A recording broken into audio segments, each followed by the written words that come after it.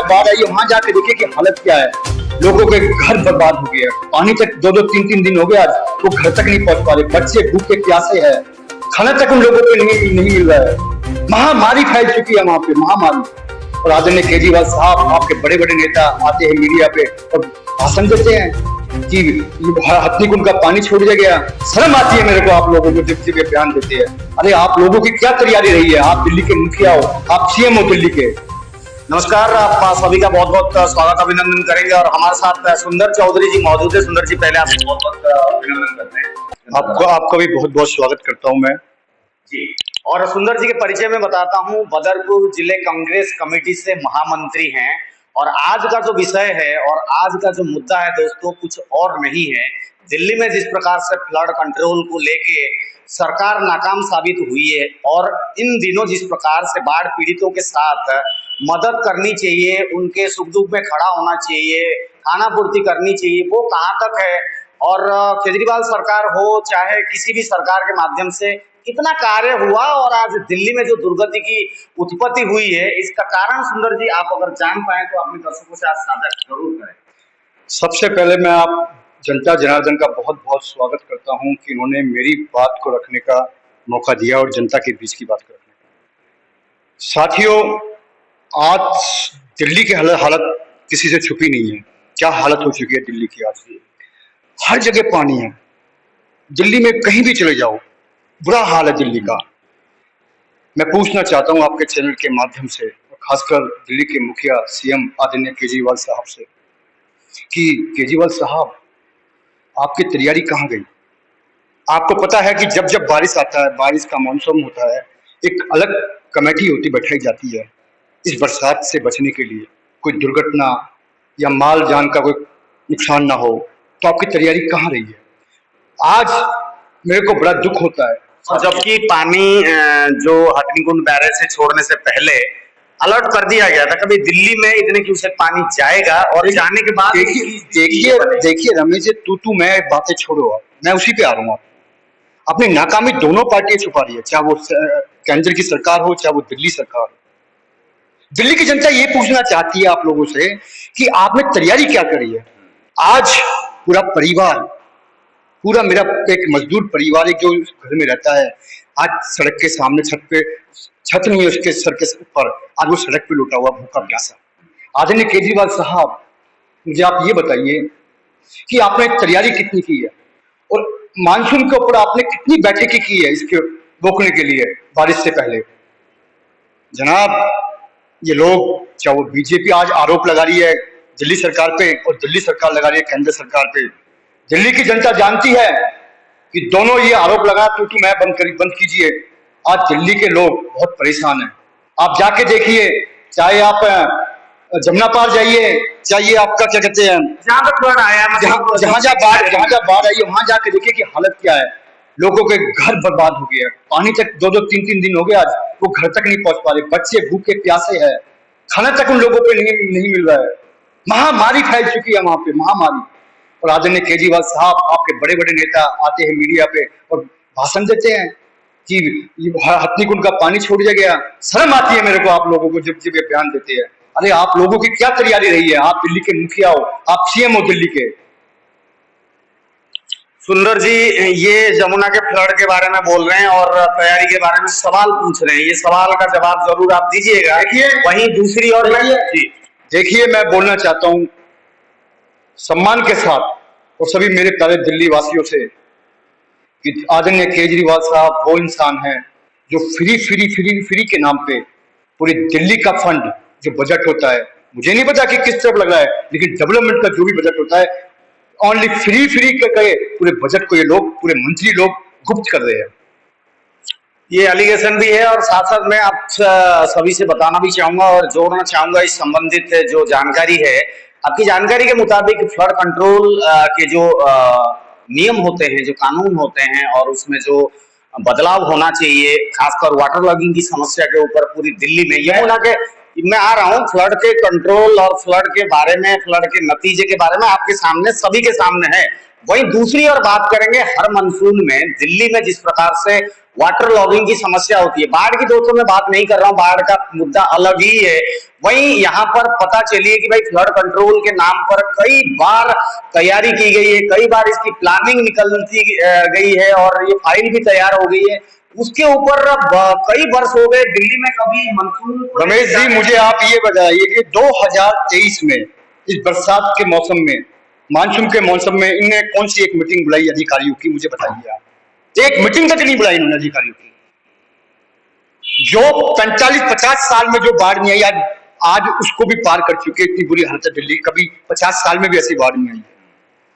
वो इसीलिए ना, वो इसीलिए है दोस्तों। देखिए, आध्यात्मिक दृष्टिकोण से आप लोग कितना भगवान को मानते हैं, परमात्मा को मानते हैं, ये तो हम नहीं कह सकते, मगर और हमारे साथ मैं एक अपना स्पिरिचुअल बातें आपको बता दूं सुंदर जी, आप भी इस बात को समझ लें।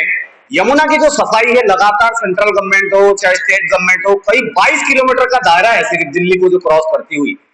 भाई साहब, इतनी गंदगी हो गई थी, टल्लेबाजी जितनी हो रही थी, भाई इस साल कर देंगे, अगले साल कर देंगे।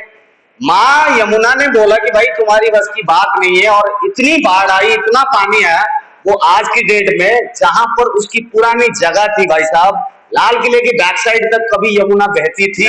आज यमुना माँ ने आध्यात्मिक दृष्टिकोण से अपने आप ही साफ हुई, दिल्ली की खबर लेने के लिए अंदर भी आई और अपना सीमा भी दर्ज किया कि मैं यहाँ से बहती हूँ।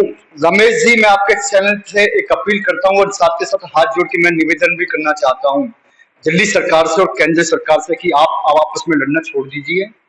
लाखों लोग इस समय सड़क पे बैठे हुए हैं जी, आप उनके लिए सोचिए इस समय क्या किया जाए। उनकी रोजी रोटी खाने के बारे में सोचिए, उनके ये खाना कैसे मुहैया करवाया जाए उन लोगों को। वो 4-4 दिन से आज भूखे बैठे हुए हैं। आदरणीय केजरीवाल साहब, राजनीति तो जिंदगी भर चलती रहेगी, सत्ता किसी की भी रहो, लेकिन इस समय आपको जो बेचारे हमारे इस बरसात के और इस जो ये बाढ़ आई है, पीड़ित है, जो बाढ़ से पीड़ित जो लोग हैं, जो भूखे प्यासे, इनके बारे में कुछ सोचेंगे, खाना का मुहैया करवाइए, आप इनकी सुविधा का मुहैया करवाइए। बस मैं ये निवेदन करना चाहता हूँ आपके चैनल के माध्यम से। सही बात है, मगर आपकी जानकारी के लिए हम ये भी बताते हैं, देखिए ये नौबत आई क्यों, ये नौबत आने की जो स्थिति जो उत्पन्न हुई वो आई क्यों? क्योंकि पहले से सुंदर जी जब अलॉटमेंट कर दिया गया था, आप लोगों को वार्निंग दे दी गई थी इतने क्यूसेक जल छोड़े जाएंगे, तो आपको पता होना चाहिए कि इतने जल अगर आता है, इतना पानी अगर आता है, तो कोस्टल एरिया में रहने वाले जो बैठे हैं वहां पर, जो भी जिस तरीके से तंबू तप्पर डाल के रह रहे हैं, उनके लिए स्थिति क्या उत्पन्न हो सकती है, उसके लिए अलर्ट। मैं अभी सर्वे पे गया था, वो लोग कहते हैं कि हमें किसी ने बताया नहीं कि यहाँ पे फ्लड आने वाला है 1-2 दिन में। अगर उनको उचित समय पे बताया जाता तो शायद वो खाली भी। जिम्मेदार कौन है इसका? जिम्मेदार कौन है? सरकार अधिकारी? बिल्कुल, क्योंकि सारी व्यवस्थाएं उन्हीं के हाथ में। सरकार अधिकारी जिम्मेदारी। देखिए, राजा वो होता है जो पब्लिक की सेवा कर सके और दुख सुख में खड़ा हो जाए। आज जो हालात है वो किसके कारण है? प्रशासन के या अधिकारियों की हालत है? गरीब इंसान जब अपने 2 गज जमीन लेता है, जनप्रतिनिधि और प्रशासन, यस बिल्कुल बिल्कुल मिली भगत। क्योंकि पावर देखिए, एक मिनिस्टर है तो मिनिस्टर के अंतर्गत अंडर में हजारों अधिकारी कार्य करते हैं, चाहे वो डीएम है, एसडीएम है, पुलिस विभाग है, चाहे सिविल डिफेंस है, इनके पास सब है। दिल्ली पुलिस भी कोई नहीं, एलजी साहब है, तो एलजी साहब भी इसके ऊपर संज्ञान ले सकते थे और अलर्ट सबको कर सकते थे और वार्निंग दे सकते थे, वो लोग को हटाया जा सकता था पहले से। ये सब नहीं हुआ, क्या है कि जल चढ़ गया तो भाई टीन टप्पर, घर, गैस, चूल्हा, मवेशी, जानवर, कुत्ते, बिल्ली, भेड़, बकरी, खुद इंसान कैसे ऊपर करके जहां भी सुरक्षित जगह है उनको कौन लेके आया? इस बार से जान और माल का बहुत नुकसान हुआ है। मैं अपील करना चाहता हूं देश के सभी मीडिया भाइयों मित्रों से कि जितना हो सके इसे दिखाया जाए जी, क्योंकि कुछ मेरे मित्र मीडिया किसी दबाव प्रेशर में है। मैं उनसे रिक्वेस्ट करता हूं कि इंसान से बड़ा कोई चीज कुछ नहीं होता है। आज आपको पता नहीं होगा कितनी गौ माताएं बह चुकी है, मर भी गई है, बाढ़ के अंदर मर चुकी है जो। और देखिए क्या हो रहा है, वो जब सड़ेंगी ना उससे महामारी महक हो रहा है। मैं आपसे बोल रहा हूँ ना, बीमारियां फैल रही है, इससे बीमारियां फैल रही है, काफी बीमारियां फैलेगी इससे। तो मेरी एक ही अपील है। और हाँ, जोड़ दो, थोड़ा सा उसमें जोड़ना भी आवश्यकता है, पोस्ट फ्लड यानी कि फ्लड के बाद जरूर जाहिर सी बात है पानी कम हो जाएगा, उतर भी जाएगा, मगर जो मवेशी मरे हैं, जो कीड़े मकोड़े, जो गंदगी, जो कीचड़ है चारों तरफ, एमसीडी सरकार अभी दिल्ली सरकार का अधीन है सर।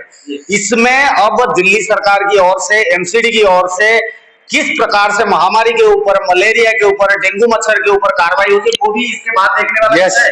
ठीक बात है। मैं ये इसी पे आ रहा हूँ आपकी इस बात पे कि जितना जान और माल का नुकसान हुआ है, अब इस समय क्या करना चाहिए आदरणीय केजरीवाल साहब को या दिल्ली की सरकार जो आदरणीय नरेंद्र मोदी साहब को, कि जो लोग घर से बेघर हो गए उनके बारे में सोचा जाए, उनका खाना दिया जाए, उनको नुकसान जो उनके घर बर्बाद हो गया, कोई ना कोई दिल्ली सरकार घोषणा करे या केंद्र सरकार उनके लिए कुछ ना कुछ पैकेज के तौर पे या किसी चीज के तौर पे बोला है कि 10,000 रुपए देंगे। 10,000 से आप बताइए, किसी का मकान है बेचारे का, उसकी 5,000 रुपये वो तनख्वाह सैलरी कमाने वाला है और उसका नुकसान 1.5 लाख रुपए का हुआ है, वो कहाँ से पूर्ति करेगा? देखिए, ये जिम्मेदारी बनती है दिल्ली सरकार की और सेंटर सरकार की।